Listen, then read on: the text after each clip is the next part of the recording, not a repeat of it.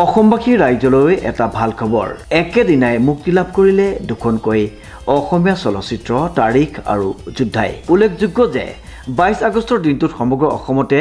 মুক্তি লভিলে দুখনকৈ ভিন্ন ৰসৰ অসমীয়া ছবি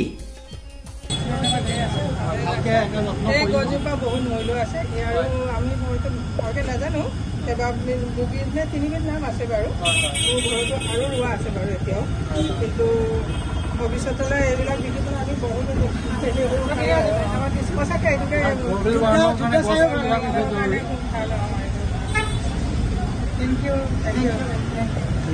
উল্লেখযোগ্য যে 2008 চনৰ 30 অক্টোবৰত হোৱা বোমা বিস্ফোৰণৰ ওপৰত তাৰিখ আৰু গ্ৰাম্য পটভূমিৰ ওপৰত এগৰাকী মাতৃ আৰু পুত্ৰৰ সংঘাতপূৰ্ণ জীৱনৰ ওপৰত ৰোমাঞ্চ কমেডি আবেগ একশ্যনেৰে ভৰপূৰ যোদ্ধা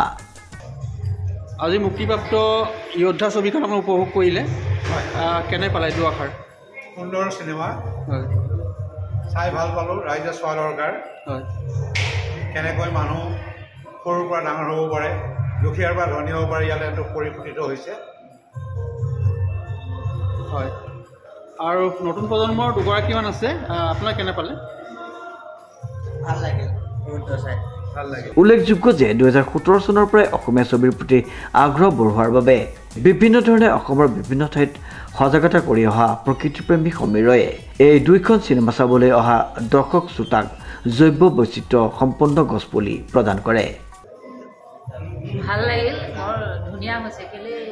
তাৰমানে তাতে বৰ নতুন নতুন এক্টৰ এক্ট্ৰেছবোৰ বৰ বঢ়িয়া কৰিছে কৰাৰ সেইটো বহুত ভাল হৈছে আৰু সকলো শ্ৰেণীৰ মানুহৰ কাৰণে এইটো মানে এটা আদৰ্শ ধন্যবাদ উল্লেখযোগ্য যে যোদ্ধাত অতিথি শিল্পীৰূপে দেখা পোৱা যাব যুৱ প্ৰজন্মৰ হাৰ্থক জুবিন গাৰ্গক